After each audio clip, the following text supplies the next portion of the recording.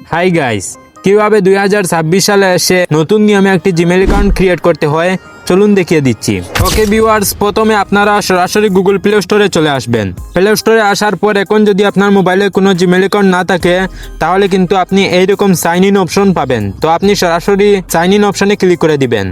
আর যদি আপনাদের মোবাইলে অলরেডি জিমেইল অ্যাকাউন্ট থাকে আর এখন চাচ্ছেন আরেকটি জিমেইল অ্যাকাউন্ট ক্রিয়েট করতে, তখন আপনি উপরের দিকে আপনার প্রোফাইলের লোগো দেখতে পারবেন।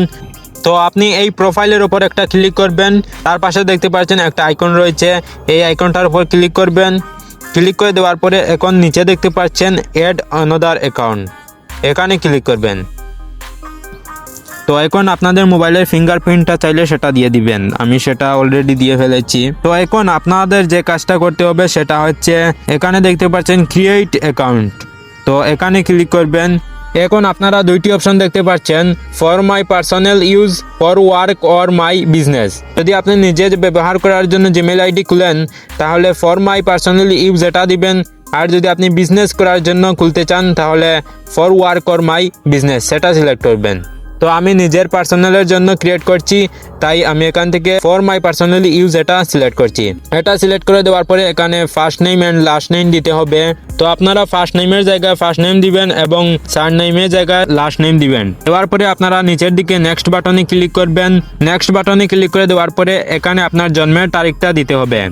ডের জায়গায় আপনার দিনটা দিবেন, মাউথের জায়গায় মাসটা সিলেক্ট করে নেবেন, তারপরে ইয়ারের জায়গায় আপনার জন্মের ইয়ারটা সিলেক্ট করে দিবেন, ঠিক আছে। তো এটা দেওয়ার পরে আপনারা নিচে দেখতে পাচ্ছেন জেন্ডার, এখানে জেন্ডার দিতে হবে, মানে আপনি মেল নাকি ফিমেল। তো আমি মেল সিলেক্ট করছি।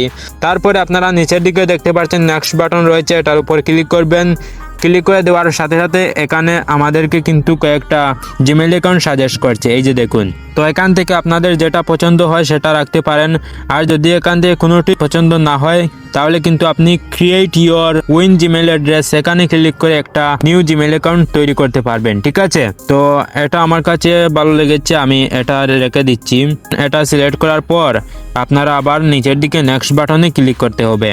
তো এখন এখানে কিন্তু অবশ্যই আপনাদের পাসওয়ার্ড দিতে হবে, আর পাসওয়ার্ড দিবার সময় কিন্তু একটি স্ট্রং পাসওয়ার্ড দিবেন, যেমন সংখ্যা দিবেন, @ অক্ষর, এইভাবে কিন্তু আপনি পাসওয়ার্ডটা দিবেন, ঠিক আছে। তো আমি এখানে একটা পাসওয়ার্ড দিচ্ছি। পাসওয়ার্ড দেওয়ার পর আপনারা নেক্সট বাটনে ক্লিক করবেন, তারপরে আবারও নেক্সট বাটনে ক্লিক করবেন। এখন আপনারা স্ক্রল করে একটু নিচে চলে আসবেন। নিচে আসলে আপনারা পেয়ে যাবেন আই এগ্রি, এই অপশনটার উপর ক্লিক করতে হবে। তো ক্লিক করার পর কিছুক্ষণ সময় নিয়ে সোজা আপনাদের বের করে দিবে। তো এখন আমি দেখি আসলে জিমেইল অ্যাকাউন্টটি তৈরি হয়েছে কিনা। তো আমি গুগল প্লে স্টোর ওপেন করছি, প্রোফাইলের উপর ক্লিক করলাম, আইকনের উপর ক্লিক করলাম। এই যে দেখেন, আগে আমার 4টি জিমেইল অ্যাকাউন্ট রয়েছিল, এখন কিন্তু 5টি হয়ে গিয়েছে। এইটা কিন্তু আমি নতুন তৈরি করেছি, তাই তো বন্ধুরা এইভাবে কিন্তু আপনি খুব সহজেই মেইল অ্যাকাউন্ট তৈরি করতে পারবেন। আর বন্ধুরা আরেকটি মজার বিষয় হচ্ছে, এই জিমেইল অ্যাকাউন্টের পাসওয়ার্ড যদি কেউ জেনেও থাকে তাহলে কিন্তু সে লগইন বা অ্যাক্সেস করতে পারবে না। তার কারণ হচ্ছে আপনার মোবাইলে যদি 2 স্টেপ ভেরিফিকেশন সেই অপশনটা অন থাকে।